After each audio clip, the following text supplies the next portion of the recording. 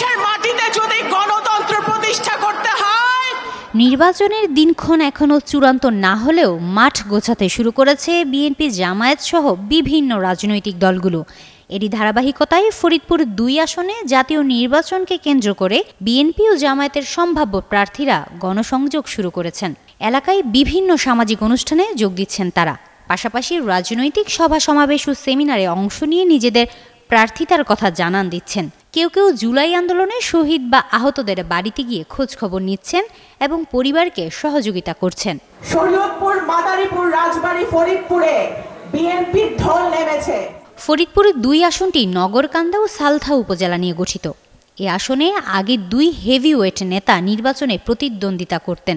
ওয়ালটন আবারও মিলিনিয়ার অফারে ওয়ালটন ফ্রিজ কিনে আপনিও হয়ে যেতে পারেন মিলিয়নিয়ার। মিলিনিয়ার ছড়াছড়ি দেশ জুড়ে, এটা শুধু ওয়ালটনই পারে। বর্তমানে আওয়ামী লীগের কার্যক্রম নিষিদ্ধ।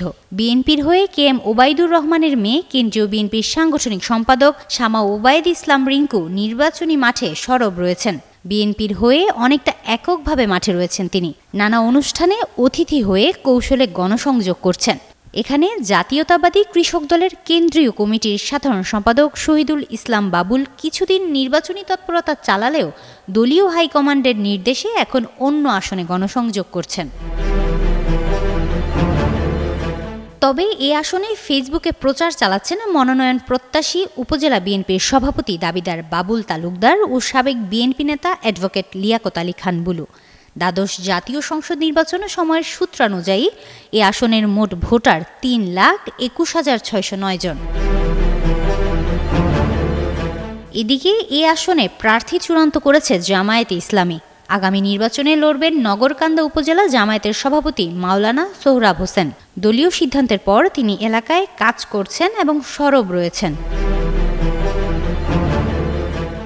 নগরকান্দা উপজেলা বিএনপির সাংগঠনিক সম্পাদক শওকত শরীফ বলেন, বিএনপি নেতা KM ওবায়দুর রহমানের মৃত্যুর পর তার একমাত্র মেয়ে শামা ওবায়দ বাবার মতো মানুষের বিপদের দিনে ছুটে যান এবং সাহায্য সহযোগিতা করেন।